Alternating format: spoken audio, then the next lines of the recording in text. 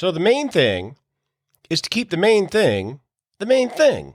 Stephen Covey. Are you ready to make the most of the only life you have? To make smart money choices focused on achieving what you care about most? Here to help you balance living well today without sacrificing your tomorrow is the Retirement Answer Man, Roger Whitney. Very excited for today. I'm excited because you get to meet Kim and Joe for the first time. They are the subjects for next month's Retirement Plan Live, the audio case study. A listener, which is Kim, to the show, volunteered to walk through a retirement planning process on air so you can participate and hear the story and maybe inform some of the planning that you're doing. Now, each week as we go through that process, I'm going to share their ideal retirement, their financial summary, and various things. So I'm going to give you PDFs, summaries, so you can see a framework for how this process might work.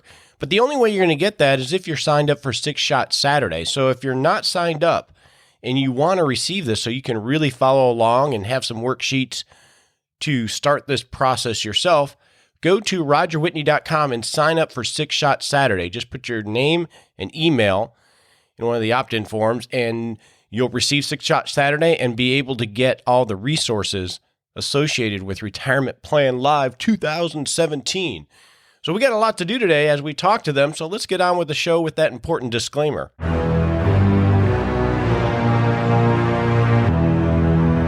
Boom, boom, boom. Time for that all-important disclaimer. Real simple. I walk life with clients through this journey of living a more freestyle of life and entering retirement. And I know a lot about them, so I can talk into their life and provide them advice as a fiduciary. You, I don't know. You don't know me that well, so take everything we talk about here as helpful hints and education. And before you make any decisions, talk to your legal advisor, your tax advisor, or your financial advisor, because that's just common sense. Now, before we get to Kim and Joe and their story, let's check out what's going on in Hot Topics. Well, it's a fast and furious first week or so for the Trump presidency. Like it or not, the man is moving fast, and it's throwing a lot of people into a little bit of a frenzy all across the world because we don't know what's going to happen. I mean, look what's going on. We got this theme of American first and making decisions for America. We got renegotiating NAFTA, the North American Free Trade Agreement. We got TPP, the Trans-Pacific Partnership Trade Agreement, gone. We have his commitment that he's going to build a wall. We got China not so happy about things. We got Russia and what's going on there. We're going to have conflicts there. The bond market is anticipating more interest rate rises. So we have the prospect of interest rate rising this year. We got these spending plans that he's talked about on infrastructure and other things. And what's that going to do to the deficit? So there's a lot of craziness about that. We have the pending tax cuts. We may have tax cuts, at least on the corporate level and for middle America. What's that going to do to everything? And on and on and on and on. It's a furious time where we have a president who the Democrats don't like. A lot of the Republicans, they act like they like him, but I don't think they're as thrilled with him as well. Nobody knows what this wild card is going to do. And it could work out amazingly well, but it could cause economic disruption with so much change so fast. So it's really hard to handicap how we should make financial decisions, especially in our portfolios, when there's so much unknown. I was talking about this with one of my colleagues in the office the other day, and it's like, wow, nobody knows what's going to happen and what some of the ramifications are going to be, not just for the next year, but for the next couple years from some of these decisions and actions that he's taking. So what do you do? What do you do if you're sitting there and you're in your 50s and you're preparing for retirement, or maybe you're right on the cusp of retirement and a little worried that, wow, if I do this and the world blows up because of all of this action from the fast and furious Trump presidency, am I going to be unable to ring that bell if I have to and go back to work? That's a scary proposition when you're entering retirement. In normal times when you're entering retirement, it's intimidating. It's an unknown area that you're entering, and a lot of us, I think, don't have as much appreciation for it as we might think in so many different levels. But when there's a little bit of heightened uncertainty, like there is right now, it can be downright scary. So what do you do? What I would suggest is what Stephen Covey said. We can get caught up in a lot of these outside events that we have zero control over and try to handicap them. And one of the things that we try to do, a lot of people try to do, is make predictions. Spend all of their mental energy on predicting and handicapping what is it going to mean if we build the wall? What is it going to mean about NAFTA? And try to place bets on the future. And history tells us that's a losing proposition. So I would focus back to what Stephen Covey talks about. The important thing is to make the main thing the main thing. And what is the main thing? Well, the main thing is you and your life and all the things you have control over. You've worked hard for decades, building a career, growing a family, providing for the family, saving and investing, building assets and income sources so you could live a life of more freedom, more control over your schedule. You've spent decades doing that. And by making the main thing, you want to make sure you focus on making the most of the only life you have right now. And I know a lot of people, they're so worried about the future. They never stop and see whether they could start to slow down now. And they end up working longer than they needed to, or working harder than they needed to, or sacrificing family trips and the basic things that bring spice to life because they're so fearful about the future and they don't realize that they're in a financial position where they don't need to do that anymore. Because all this worry and all this extraneous stuff just feels like, man, I just need to keep moving because it's never enough. It's never enough. The main thing is you and your life and what you can achieve using reasonable assumptions and having a good process for managing through all this uncertainty, because these types of crazy winds blow all the time. It will never feel stable enough. That's why you need to have a good framework for decision making and a clear financial plan so you can make decisions and pivot as reality unfolds. So that's the counsel I would give you. That's all I focus on, obviously, with the show. And that's what we try to help build, is frameworks for you to do that. But this is your life. You've worked decades to get to this point. And whether your retirement is next week, a year from now, or 5 years from now, there are proactive things you can do to focus on the things that you can control to make the best of the only life you have. That would be my counsel. Keep the main thing the main thing. The main thing is not Trump and his presidency or anybody else. It's taking the intentional steps on things that you can control to make the best of the only life you have.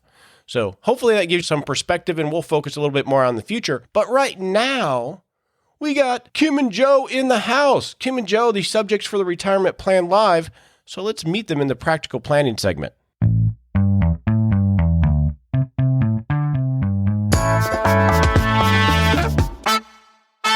All right, so we are going to meet Kim and Joe. They are in their mid-50s. Kim had a career and she retired in order to help raise their son and bring some family balance. And Joe is working and he is ready for more. He's ready to retire. Now, we're going to talk with Kim first about what her expectations are and a little bit about her. And she is the one that manages the finances in the house and thinks on this long-term planning stuff. And then we're going to talk to Joe, who works and he's delegated all this stuff to Kim. And we're going to talk a little bit about that. Now, I'm going to make a confession here. As I talk to Kim, you're going to hear me refer to Joe as Andy. So Joe and Andy are one and the same when you listen to this. I was trying to get her to, we're changing the names, obviously, because Kim and Joe or Kim and Andy are not their real names. And I kept saying, well, we need to come up with a name with Joe.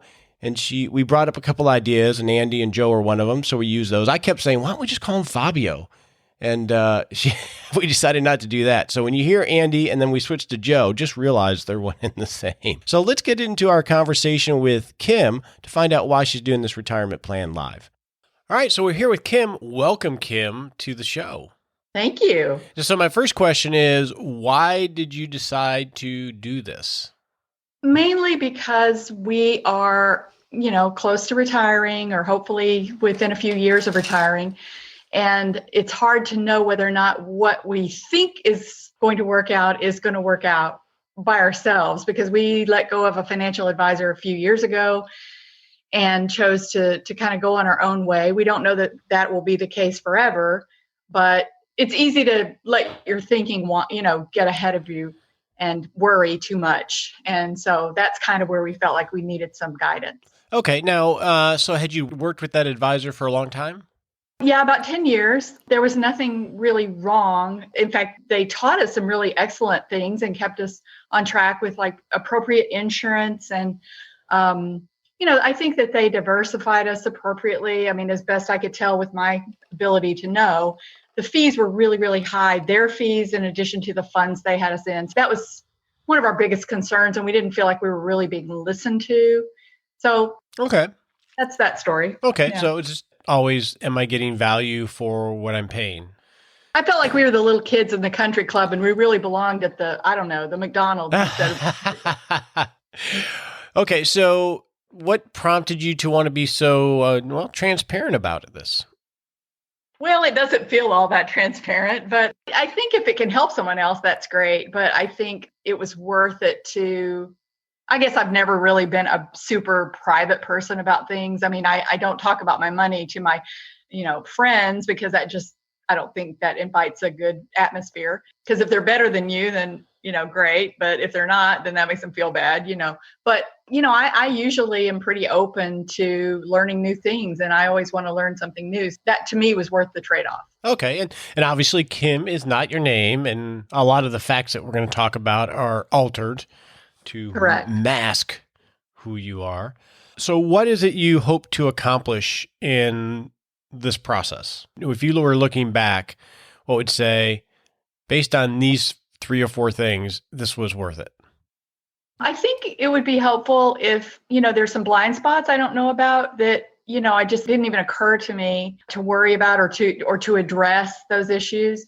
And I think too, it would probably make me feel better to know that we're going to be in good shape for what we think, our retirement would look like. And then on top of that, probably just getting a more solidified view of what retirement will look like. And I think that forces us to go through that process. Okay. So in your mind right now, what is view of what retirement looks like? Just in general terms. In general terms, it would probably be, like a lot of people say, some travel, spending time with, family, the parts of our family that don't live nearby. It's really hard to quantify all of this. I have a bunch of different hobbies. My husband has a fair amount of hobbies. Not a lot of them intersect, but travel would be a big thing because I've always been a traveler throughout maybe not my whole life, but my adult life. And we want to continue that as best we can. Our needs are pretty simple. When we're not traveling, we enjoy live music. We like to take long walks. My husband loves to cycle, be on his bicycle, and, that's about it. Oh, I like him already. He likes to cycle. You do? Good. I love to cycle. What are your big worries when you think about what's ahead? For me personally, there's a lot of longevity in our family, and that can be a wonderful thing, but not if you don't have enough money. Right now, we're dealing with some insecurity in both of our parents' lives, and we don't know how that's going to impact us, but more importantly, impact their quality of life. So those are probably the most present worries on our mind. Okay. Wow, you're not worried about the markets or inflation or anything else? I can't do anything about that. No, I don't tend to worry. I mean, I guess when it gets closer to retirement, we may worry more about it, but I tend to be more of I bounce along because I've seen people make dramatic changes whenever something's not going well, and it's never worked out for them. So as you can probably tell, Kim is a pretty sharp lady. She is a planner and she's thinking about this. She's not a spreadsheet fanatic like Carl was in the past, but she's intentional and she manages the finances of the house which is not that unusual. Now let's talk to Joe to see his perspective, because this isn't something that he volunteered. Joe does not listen to the show. The conversation you're going to hear is the first time he and I ever talked. So I just wanted to get his perspective on, one, Kim doing this, and two, on what his hopes are for the future, so you can hear it from him. I think there are some real good nuggets in here. So let's have our conversation and meet Joe. Delegation of duties typically go to the male on money. Not that there's any logic to it. It just tends to be how it is. So how did it work out for you two? It's what she did at work. And as we spent more time together, I started realizing that we had mutual goals and that that trust built up. Initially, you don't, but then after a while, you start to realize that you can really, if you can trust your partner, and I believe that she is trustworthy, and I think she believes that I'm trustworthy, especially when it comes to finances, that you're more willing to turn things over. And then at some point, when she stopped working, I perhaps turned over too much. I mean, I think now she would even say that there are times where she would want me to be more active in it, but it's just kind of, we got into this thing where like she's paying bills and she's looking at this and I'm free to not have to pay bills and not have to worry about it. So I think in the future, it's going to be more important that I'm take a more active role, especially as we get nearer to retirement. Yeah, I imagine it's one of those things, because every family has a delegation of duties of some sort, right? Because there's just so much to do. But money is one where it's good to delegate, but it's also good to know what's going on. And it's hard to find that balance because we're so busy. Right. It's kind of, I feel like it's her hobby that she's intensely interested in. If she's obviously, she's listening to podcasts and stuff like that. So if she's into it and interested in it, it's natural that she takes it over. But it's important. But, it's not like I'm blind to it. We do talk about it. I'm involved in it when she presents things. But I think ideally it would be better if I was more active in it, just for myself as well. Yeah. It's just, I don't know, there's an easiness to it that I'm susceptible to. It's like I'm more than willing to turn it over. I kind of feel like in some ways it's like I'm bringing money in and that's good enough. So I get that. Okay. I get that. Yeah. So what did you think when she said she was going to do this case study and actually be on a podcast? And did she think she was nuts? It kind of, initially my first reaction is like, why? Why would you do this? I get it.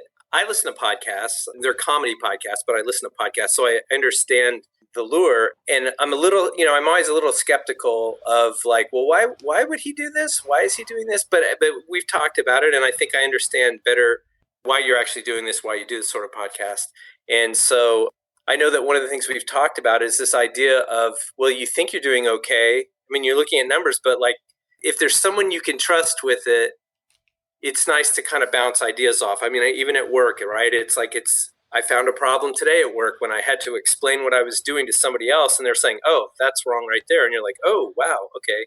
So I kind of feel like that's where I'm at now with this. Is it's kind of like, if this can turn into something that helps us and lets us realize, it's nice to kind of know where you're at. Yeah. You think there's no guarantees, but you think you're on the right path, and it would be nice to know that we're doing okay or where we're deficient, find out. Yeah. So and like your friend, it's hard to know where the blind spots are because you sort of get into tunnel vision on certain things, on fixing problems. Once you start to fix problems, you forget, oh, I should look at it from this way, and then it'll all make sense. Okay. I get that. Right. I get that. Right. So she and I have been talking about this. The first step is to know whether you're on track is to know where exactly did you want to go in the first place, right?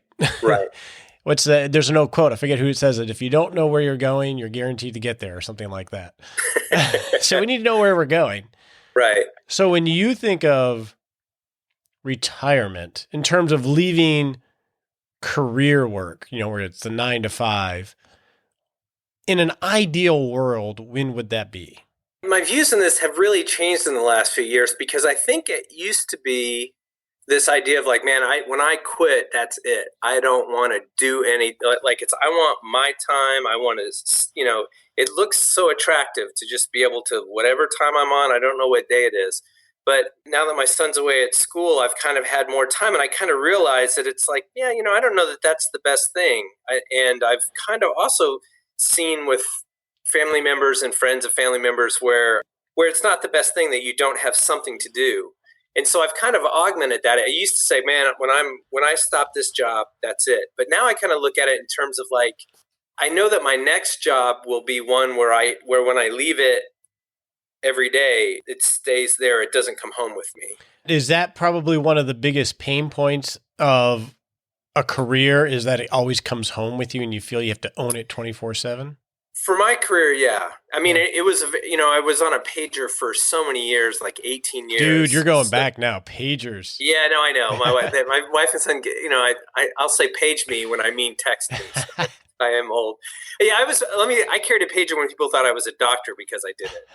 That mentally doesn't ever go away. And, I think the difficult thing for me is I feel like it's a bell that can't be unrung. So when I decide, I know from doing interviews of people who are making career changes, when you decide, okay, that's it, I'm done with this, then people always want to explain these gaps and stuff like that. And so I kind of feel like when I stop my current job, this will be probably the last one where I'm just like feeling like it's there all the time. Yeah, where it's a career job. Not that you might not work doing something, but it'll be more on your own terms. Right. And, it's funny because it's very difficult now that my mindset has changed. When you get in these, performance reviews are happening right now at work, and it's always like, well, let's talk about your career. And I'm sitting here going, career? Really? It's like, okay. I already got that t-shirt. My career, if by career you mean my retirement, then yeah, I'll talk about that with you. But okay, so let's define ideally, when would you want to end your career? I'll say rather than retire, when would you want to end your career and not have that go? Yesterday. Okay, that's good. Ideal. No, okay. I mean, it's one of those things where I feel like it's like I'm making hay while the sun's shining. And if my company had a big meeting tomorrow where they said, oh, guess what? We moved all of our development overseas, I would not be as sad perhaps as some people would be. My wife and I have talked about it. It's like right now we're trying to figure out what's the max I can put away in the 401k and what can we do from that. But the other side of it, which I don't think we've really done a great job yet of, is looking at the costs. Like where can we cut? Because that's another way of attacking that same problem. Yes. That we have the luxury of not having to look at right now because I have a job that pays and benefits that are good. But, if that changed tomorrow, we would have to change with it. You and I are a little bit in the same place. I have 2 kids, but the youngest just went off to college. Right. And it is where you start to okay, how can I simplify things and reimagine my life now that role is changing, right? Right. Okay. Yeah, I use that as a, it's funny because I talk to people about it. It's like you got laid off from a job in a way, right? That you were really good at, but you're no longer needed. So you have to kind of figure out now, okay, so what is your role now? And so I think a lot of that kind of helps me reframe it. It's kind of like, I've even said retirement, I know now as I think about it and I live it and think about it in those times, when I'm at work and or maybe not, driving home from work or something like that. It's like, I realize I like people. I like the personal aspect of it. So I could do that. It's kind of like, that's a skill I have. I mean, the ability to talk to people and chat and do work at the same time is a skill that not everybody has. And I could turn that into a job that maybe if it was something I was interested in, I'd do it. And if I wasn't interested, I'd stop doing it, which I don't feel, up until this part of my life, I haven't felt that luxury. It's kind of like there's a yoke that you put on and you just do it because it's, you're trying to amass. It's your role. It's what you're supposed to do, right? Yeah, it's kind of your role. I mean, I know that's kind of a male deal. So if you got to retire yesterday, she and I went through some of the basics of lifestyle expenses, everything else. Absent the work stuff, what would you do with fun? Would it be travel? Would it be, your wife said you're taking up cycling? Would it be cycling? What would you spend your time doing? What would you, thinking from an ideal standpoint, don't be reasonable. Right. Well, I know, I had a 2-week break over the holidays and I rode just about every day. And so I would definitely do that. And travel is something she and I have talked about. It's funny because I don't think our tastes are all that expensive. So it's probably, I think travel would be something. We've talked about the idea of like getting a house somewhere for a month and spending a month somewhere as a rental. I think initially though, like if it happened, if I retired yesterday, I would want to be in Denton. and I would want to be, in a smaller house. I would want to be downsized in a smaller house. Okay. So there you have it. That is Kim and Joe, the subjects for Retirement Plan Live starting next week. Next week is the 1st already. So next week, we're going to have a conversation with Kim to define what their ideal retirement is. And if you're signed up for Six Shot Saturday, you'll get a summary of what this ideal retirement is so you can follow along. And again, you're only going to get that if you're signed up for Six Shot Saturday. So go to rogerwhitney.com and put in your first name and email to start receiving that and be able to get all these great resources. Now, let's go to the Smart Sprint segment of the week and talk about the ICE plan. On your marks, get set.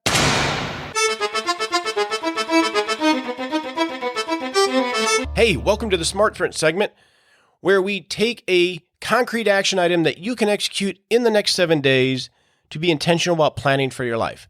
So if you remember last week, I talked about the ICE plan, the in case of emergency plan, and I'll have another link to it in Six Shot Saturday. In fact, I'm redesigning the whole thing. Hopefully it'll be done and I'll get you the new version, but last week you should have got it as well. And I said each week going forward until we finish, I want to help you help yourself in creating this ICE plan. So first off, what's an ICE plan for? This is an in case of emergency plan. Well, this is when life happens, right? A car accident, someone passes away, somebody is out of pocket, or one of you or somebody you love has to take over control and manage things because you are not there. So that could happen because of a lot of reasons. There's so much in our life that our spouses don't know because they don't handle this stuff. They don't listen to geeky podcasts like the Retirement Answer Man. And I've experienced firsthand working with clients where life has happened, whether it's medical or something else, and the other spouse had to step in or a friend had to step in and piece together how somebody managed their life because there wasn't any organization. So this is one of those super important but never seemingly urgent tasks. And so I want to help you create it because it will really go a long way in helping your loved one manage in a very stressful situation if for some reason you or they are not able to take the reins. So action step number 1 for the next 7 days, here's what I want you to do is take that worksheet. If you don't have it, there'll be a link to it in Six Shot Saturday. And I want you to create the who to call list. So the first part is we want to know, who does this person call? Whether it's your spouse or friend, who do they call first? Obviously, and we want to have the names, emails, and phone numbers for the important people that need to be contacted first if you are not able to communicate. So that may be the spouse and kids, right? We want to know all the kids' phone numbers and all the kids' emails. Key immediate family members that are going to be part of this SWAT team if something happens and someone needs help managing the life. Close friends that can serve in that role. You want to have your attorney, whether it's your estate planning attorney, maybe it's your business attorney, you want to have their name and email. The doctors, you want to have the doctors involved so everybody involved knows who the doctors are if you're out of pocket or if somebody else is. Obviously, the financial advisor, people like me, because they're going to know all the entire situation. Bankers, the CPAs, the accountants, the insurance agents, the HR department for each other, because there'll be maybe benefits available that you're unaware of. And then pastor and clergy, people that support network. Who you call first, the people that we listed, and they're on that sheet, are your support network or your spouse's support network. They're going to come in as a SWAT team and help whoever start to take over and take some of the burden off. Because if something happens, say it's a coma or premature death, all these horrible things, and let's say it happened to you, your spouse or your family is going to be freaking out because they love you. And they are going to be not just freaking out and stressed, but they're going to have to take over the reins of things when they're already in a very stressful emotional situation. So building this list to bring the SWAT team together to help take off some of that burden is one of the greatest gifts you can give somebody to help them if you're not around. So that's your action for the next 7 days, is to build this SWAT team list of people that need to be called first if something were to happen to someone in your family. So there's your action item. I bet you could do it in the next 7 days. Let me know if you have any questions by giving me an email at roger@wwkwealth.com. Now, let's go to the Happy Lab.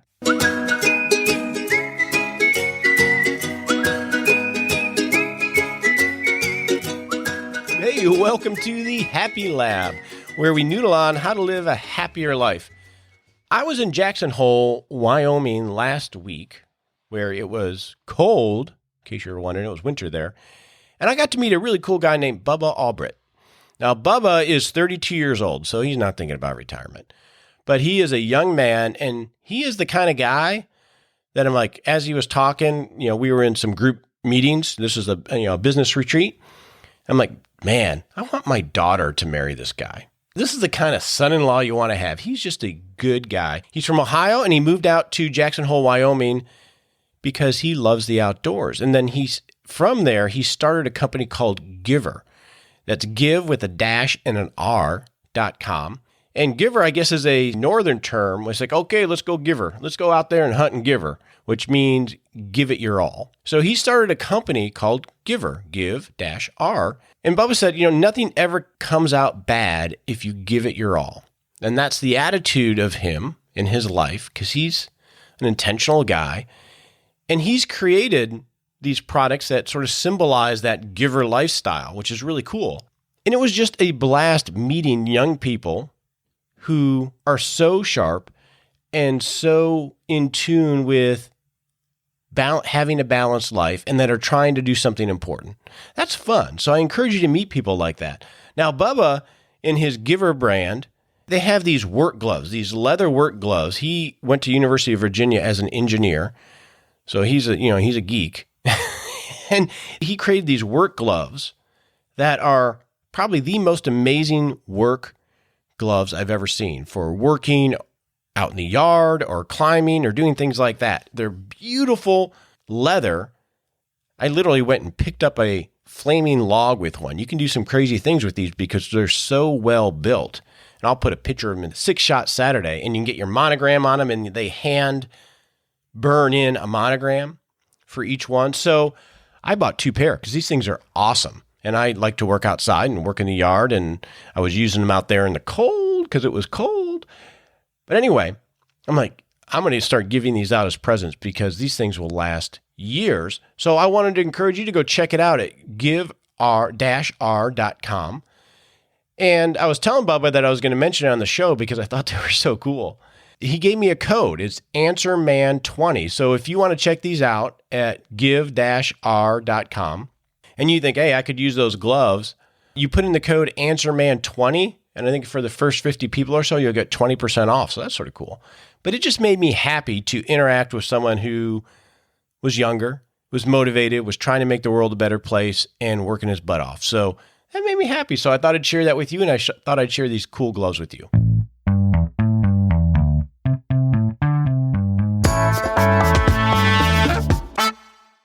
Hey, I want to thank you for joining me on the Retirement Answer Man Show. Don't forget to sign up for 6-Shot Saturday so you can get the resources from Kim and Joe for Retirement Plan Live 2017. Until next week, this is Roger Whitney, the Retirement Answer Man. We appreciate you joining us today for this episode of Retirement Answer Man. Be sure to visit rogerwhitney.com/answers to access the Retirement Answer Library with over 30 checklists to help you make the most of the only life you have. Remember, you have more power than you realize to create an amazing life starting today with Retirement Answer Man.